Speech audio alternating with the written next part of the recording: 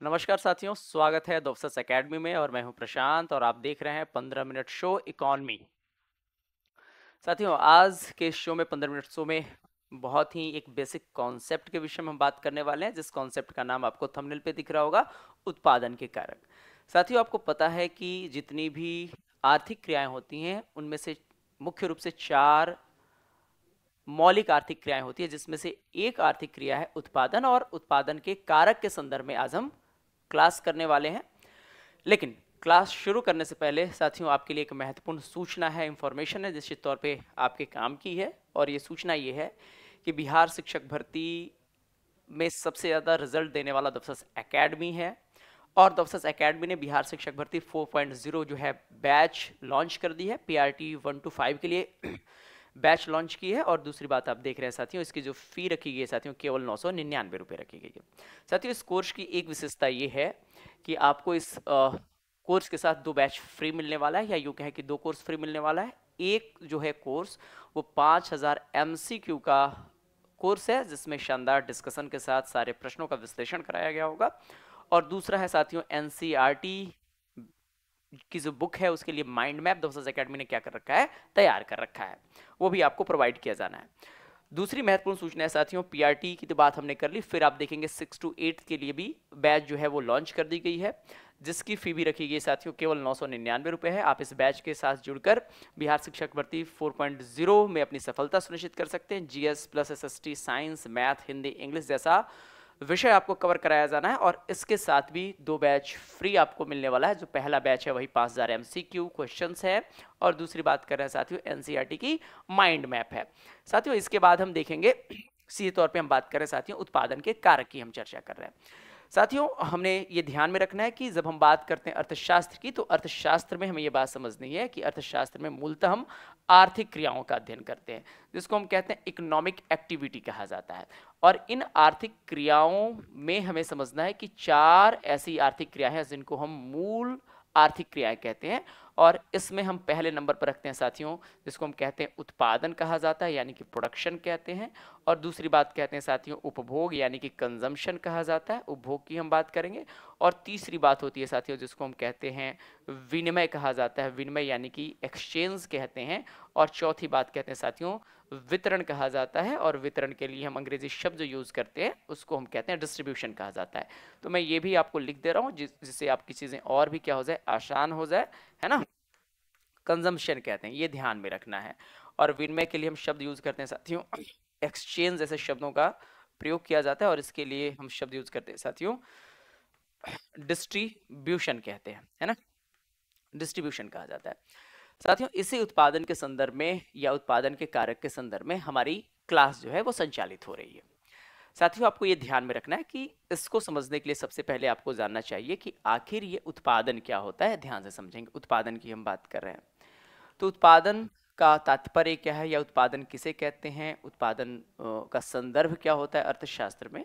तो जब हम बात करते हैं उत्पादन के लिए, तो उत्पादन का एक उद्देश्य ये होता है, उद्देश्य की बात करेंगे, इसके मोटो की बात करें, एम की बात करें, ऑब्जेक्टिव की बात करें, तो उत्पादन का उद्देश्य होता है जितनी भी वस्तुओं और सेवाओं का उत्पादन किया जाता है। मैं फिर से एक बात कह दूं, सेवा अपने आप में कोई भी उत्पादन नहीं होता है, लेकिन जब भी हम कोई उत्पादन कर रहे होते हैं, प्रोडक्शन कर रहे होते हैं, तो उसका एक उद्देश्य होता है मानवीय आवश्यकताओं की पूर्ति करना। मैं लिख देता हूं, मानवीय आवश्यकताओं की पूर्ति करना। ध्यान से समझना है कि कुछ भी प्रोडक्शन किया जाएगा उसका एक ही उद्देश्य होता है, to fulfil the needs of human beings की हम बात करेंगे कि पूर्ति करना, इसका क्या होता है, उद्देश्य होता है। उत्पादन क्या है, जब हम बात करते हैं तो उत्पादन की हम बात करें, जितनी भी रिसोर्सेज हैं, रिसोर्सेज की हम बात करते हैं, यानी कि विशेषता हम कहें कि जो भी प्राकृतिक संसाधन है, यानी कि नेचुरल रिसोर्सेज की हम बात करेंगे।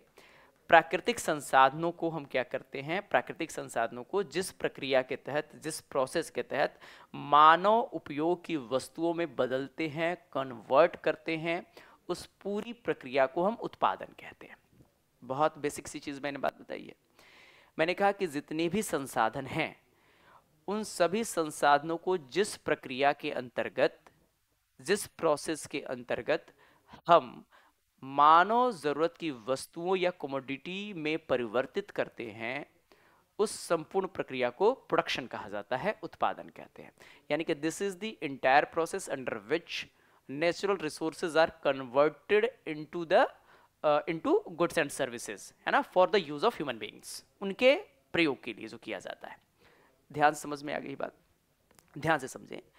तो हमने ये बात कर ली है, अब हमें उत्पादन के कारक की चर्चा करनी है। मान लीजिए कि मैं इसको ऐसे आपको समझाने की कोशिश करूं, कोई भी एक ऐसी फर्म है, फर्म का मतलब क्या होता है, उत्पादक इकाई, और यहाँ पे कोई भी उत्पादक इकाई है, और यहाँ से हम क्या करते हैं भैया, यहाँ से हम संसाधन क्या करते हैं, रिसोर्सेज क्या करते हैं, इस उत्पादक इकाई में डालते हैं या उसका प्रयोग करते हैं, और इसके प्रयोग के बाद जो उत्पाद निकलता है, प्रोडक्ट निकलता है ना, उत्पाद, वो क्या होती है, या तो वो वस्तु हो सकती है, या हम कह सकते हैं सेवा हो सकती है, गुड्स एंड सर्विसेज हो सकती है, और सर्विसेज का प्रोडक्शन नहीं होता है, इस वजह से मैंने पहले ही कह दिया है। यानी कि वस्तु और सेवा, कमोडिटी का हम क्या करते हैं, कमोडिटी है जो है एक उत्पाद के तौर पे बाहर आती है।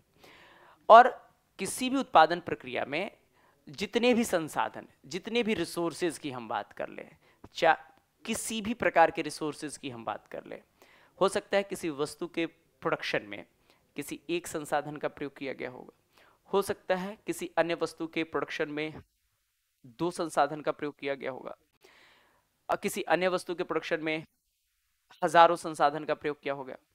तो जितने भी संसाधन हैं, उन सभी संसाधनों को क्या किया गया है अर्थशास्त्र में, या हम यूं कहें कि अर्थशास्त्रियों के द्वारा 4 प्रमुख वर्गों में क्या किया जाता है, बांटा जाता है। तो उत्पादन के कारक क्या है, हम कहेंगे उत्पादन के कारक का तात्पर्य हो गया कि वैसे संसाधन जिनका उपयोग वस्तु और सेवाओं के उत्पादन के लिए किया जाता है, उन्हीं संसाधनों को हम क्या कहते हैं, उत्पादन का कारक कहा जाता है। क्या कहते हैं उसको, उत्पादन का कारक कहते हैं। जितने भी संसाधन हैं, जितने भी रिसोर्सेज हैं, और उन्हीं संसाधनों को हमने 4 वर्गों में क्या कर रखा है, बांट रखा है। यानी कि मैं फिर से आपको रिकैप कर दूं, जितने भी संसाधन की चर्चा की है, यानी कि वैसे संसाधन जिसके बिना हम उत्पादन संभव नहीं कर पाते हैं, यानी कि प्रोडक्शन जो है संभव नहीं हो पाता है, उन्हीं संसाधनों को हम उत्पादन का कारक कहते हैं। और इस सभी संसाधनों को हम 4 वर्गों में क्या करते हैं भैया, विभाजित करते हैं। कितने वर्गों में, 4 वर्गों में विभाजित किया जाता है। और जो पहला जो वर्ग है साथियों, पहला वर्ग, उसको हम क्या कहते हैं, भूमि कहते हैं। क्या कहते हैं, भूमि कहा जाता है, और इसके लिए अंग्रेजी टर्मिनोलॉजी जो प्रयोग में लाई जाती है उसको हम कहते हैं लैंड कहते हैं। दूसरा जो संसाधन होता है साथियों, उसको हम कहते हैं श्रम कहते हैं, लेबर की हम बात करते हैं, लेबर, है ना, श्रम की हम बात करते हैं। तो ये श्रम आपको दिख रहा है। तीसरे स्तर पर जो संसाधन है, या हम कहें कि जो भी संसाधन, हमने कहा कि उसके जो वर्ग बनाए गए हैं, तीसरा संसाधन होता है, उसको कहते हैं साथियों पूंजी कहते हैं, और पूंजी का मतलब होता है कैपिटल। मतलब नहीं, उसकी जो अंग्रेजी टर्मिनोलॉजी आती है वो होती है कैपिटल कहते हैं। और चौथी जो बात करते हैं साथियों, उसको हम कहते हैं उद्यमिता कहा जाता है, या इंटरप्राइजेज कहते हैं। तो ये 4 चीजें होती हैं। यानी कि मैंने कहा, पहली बात आपको ये ध्यान में रखनी है कि किसी भी वस्तु के उत्पादन में, या पूरे विश्व में जितनी भी वस्तु उत्पादित की जाती हैं, उनके प्रोडक्शन प्रोसेस में जो भी रिसोर्सेज प्रयोग में लाई जाती है, उन सभी संसाधनों को हमने 4 हिस्सों में बांट दिया है।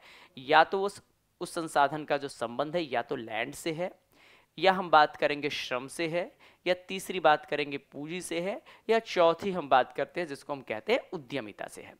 और इन्हीं 4 वर्गों को हम क्या कहते हैं, उत्पादन का कारक कहा जाता है, या फैक्टर ऑफ प्रोडक्शन कहते हैं। क्लियर हो गई बात।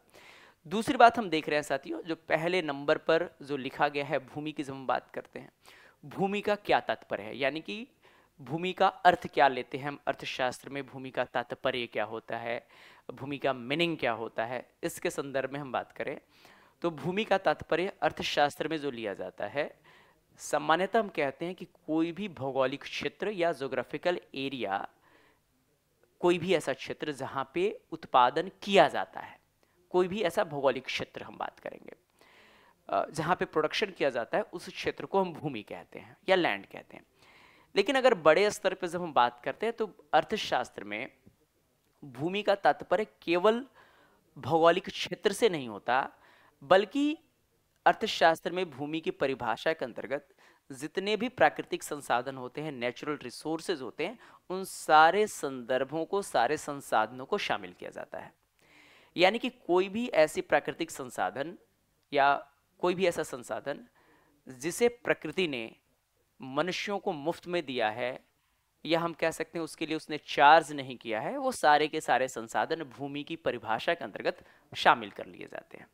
जैसे कई बार आपसे एग्जाम में पूछा जा सकता है कि निम्नलिखित में से कौन सा घटक जो है अर्थशास्त्र के अंतर्गत भूमि के अंतर्गत शामिल किया जाएगा।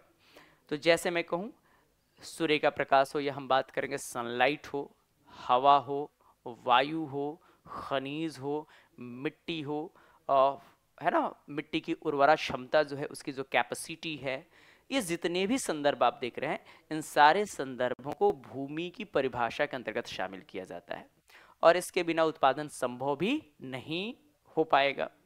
ये बात क्लियर है।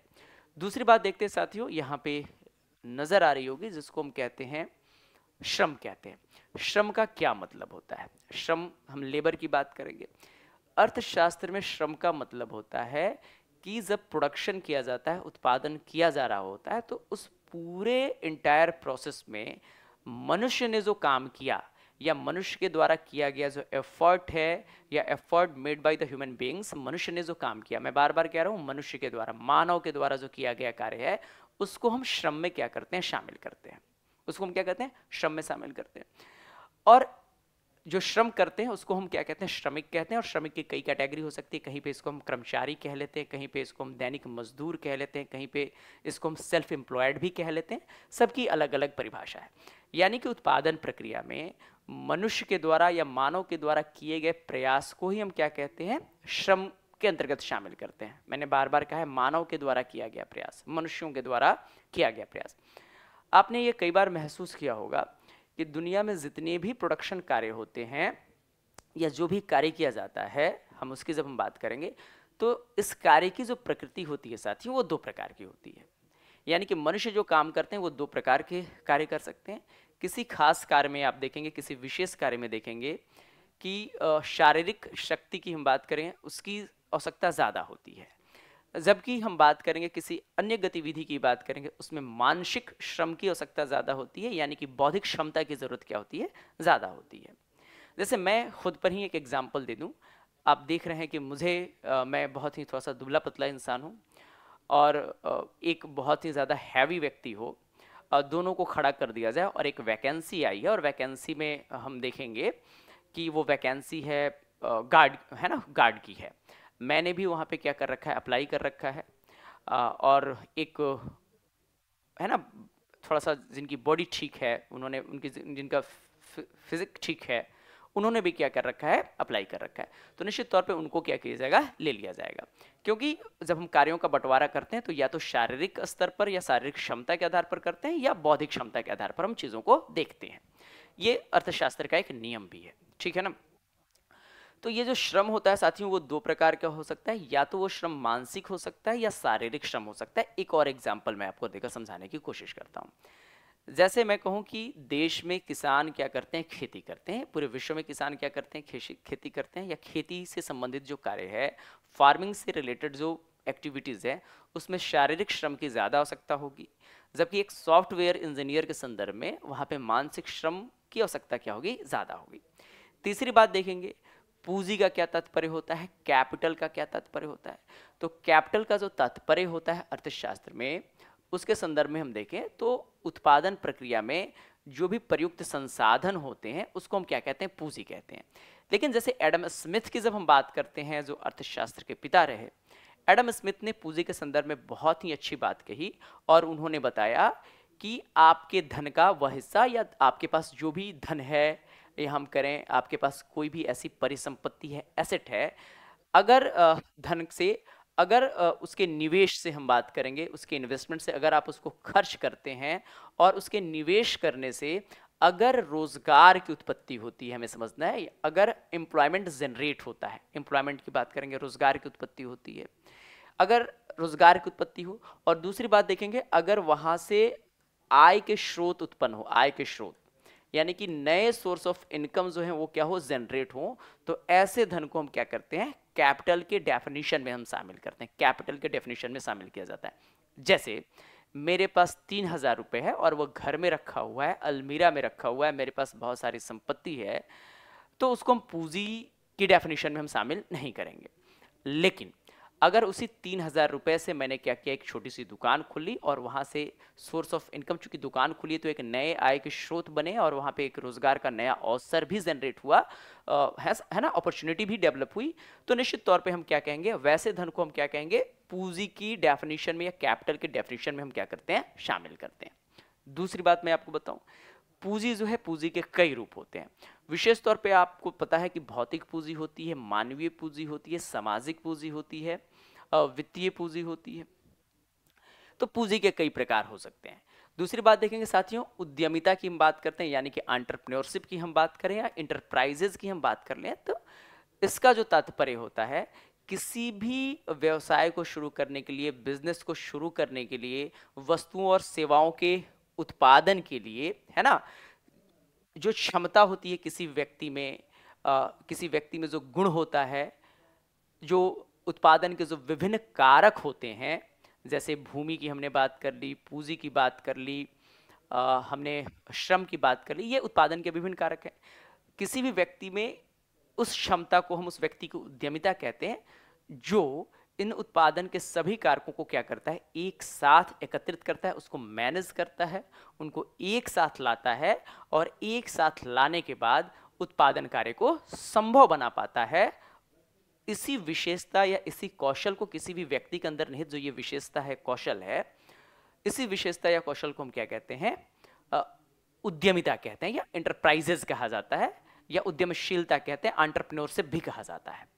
तो ये बात आपको क्या करनी है, समझ लेनी है। आशा करता हूं कि ये क्लास आपको समझ में आई होगी, और निसंदेह जब बेसिक लेवल पर जब आप पढ़ेंगे या कहीं पे क्वेश्चन आपको दिख जाएगा, प्रश्न दिखेगा, तो निश्चित तौर पे आपको सॉल्व करने में कोई कठिनाई नहीं होगी।